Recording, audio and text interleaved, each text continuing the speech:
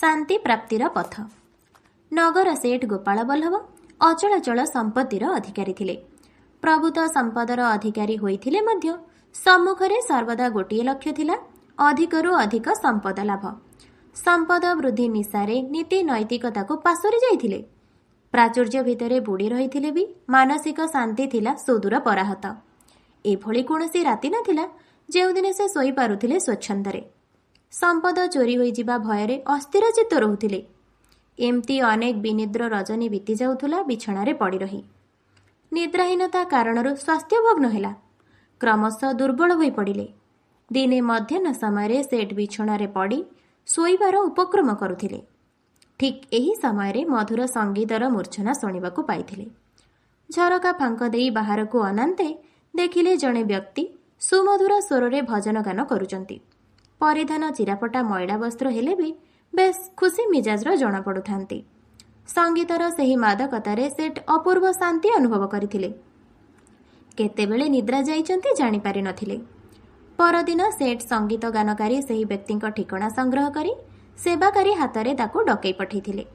संगीत गानकारी व्यक्ति थिले नगरांचलर जणे बस्ती बासिंदा। सेठ सेही व्यक्तिंकु जीवनरे प्रथम थर पई निर्लोभ होई एक स्वर्ण मोहर देई गीत गाइबाकू अनुरोध करिथिले। आगंतुक मध्य एभଳି एक अलभ्य उपहार पाई परम आग्रहरे संगीत गान करिथिले। सेठ आश्वासना देई कहिथिले, तुमको ही मोहरटी देली, प्रत्यह मोते संगीत शुणेब। तुम संगीतर एभଳି जादुकरी शक्ति अछि जे ताहा मोर सकल मानसिक अवसादको हटेई देई निद्राविभूत करि दउची। सतरे तुम संगीतर माधुर्यको जेते प्रशंसा कले मध्य अधूरा रहिजिब।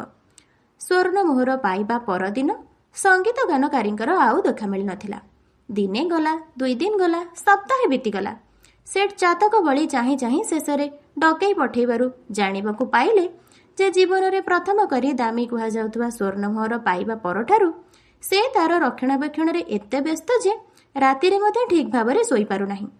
आखिरु निद हजि जाइची। भय आशंका भितरे दिन जाउची। काले चोर माने जानि पारि एहा नै जिबे।